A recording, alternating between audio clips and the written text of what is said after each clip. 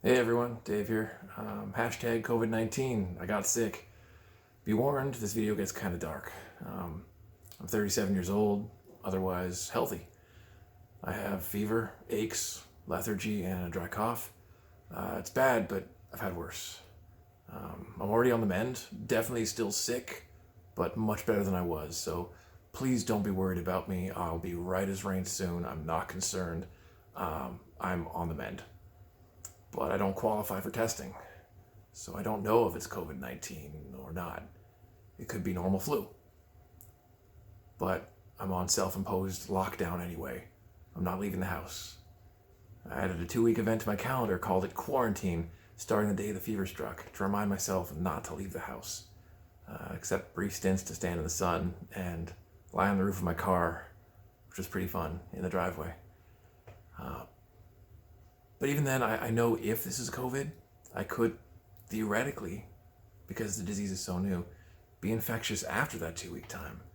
So I have another 2-week event in my calendar called Quarantine Buffer to remind myself to take every precaution with every excursion into public.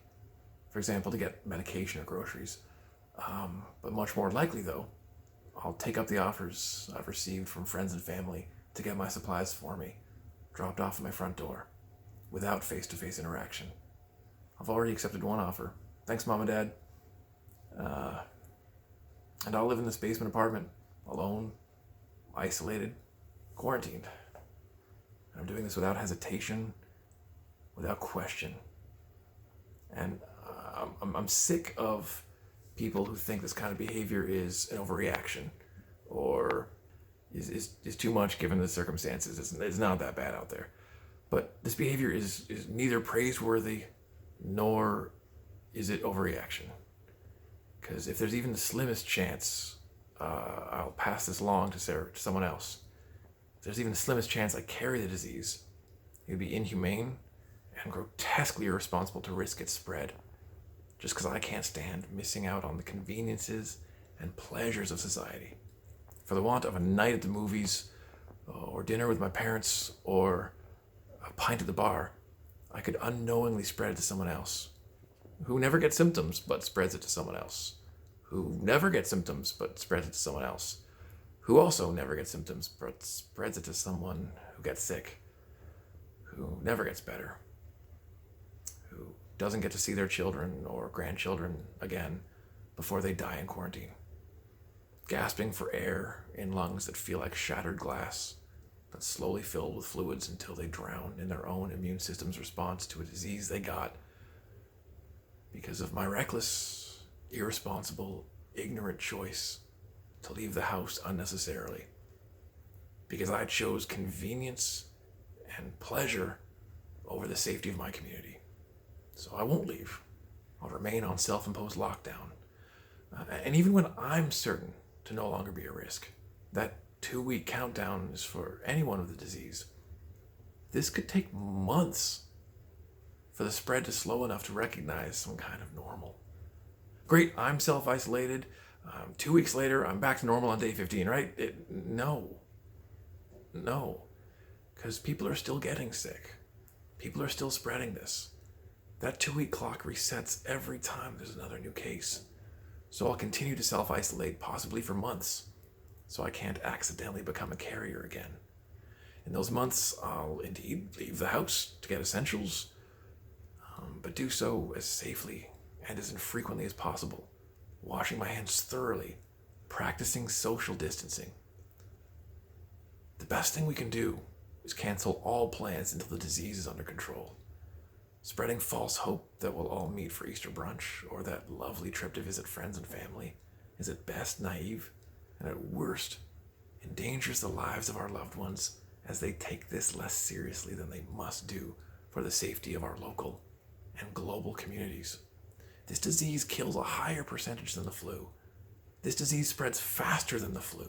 This disease has so far killed fewer than the flu. But the math shows its death toll will vastly overtake the flu if we don't act immediately and self-impose isolation behaviors now and for the foreseeable future. 2 weeks ain't gonna cut it. Failure to do so means people will die en masse, Not just the elderly, not just the immune compromised, but even if it was just those high-risk demographics that were dying, they deserve our protection too, right? Again, my trip to the bar or a vacation or a party isn't worth losing someone else's loved one over, let alone the dozens or hundreds or thousands as one person infecting others explodes exponentially into the community. It's frustrating to see people not take this seriously. It's hard to accept that for now, this is our new normal. I believe it's a combination of willful ignorance to cope with the immensity of the challenge ahead of us, which is kind of a natural, if dangerous, reaction. Plus, I think part of it is probably a fundamental lack of understanding of science, of where diseases come from, of how we react to them, of how soon vaccines can be made. So stay smart and keep yourself and your family isolated. Obviously, not everyone can self-isolate. Obviously, not everyone can cancel their plans. I acknowledge my privilege in having an employer that allows me to work from home and enough savings to ride this out if need be. Not everyone's so lucky. Some people need to leave the house daily, take transit, get that critical surgery, bury their loved ones, work on the front lines of this crisis, whether it's the banks, the grocers, the pharmacies, the nurses, doctors, every healthcare provider, even being a caregiver to someone else, even someone just working your job, whatever it is, to pay the bills. I don't judge anyone who can't self-isolate for those kind of reasons. In fact, part of the rest of us self-isolating is to thin the herd out there, to protect those brave souls who must continue living out there. Those who must venture out are far less likely to come into contact with the disease if there are fewer of us out there. So, be safe. Self-isolate if you can. If you get sick, self-quarantine. But don't expect this to get better in 2 weeks. You might. I will. But we have to stick together to see this through the end. We have to self-isolate, practice social distancing, wash our hands regularly. Don't go out if you don't have to. This is serious. And for the want of simple pleasures, people could die. So stay safe.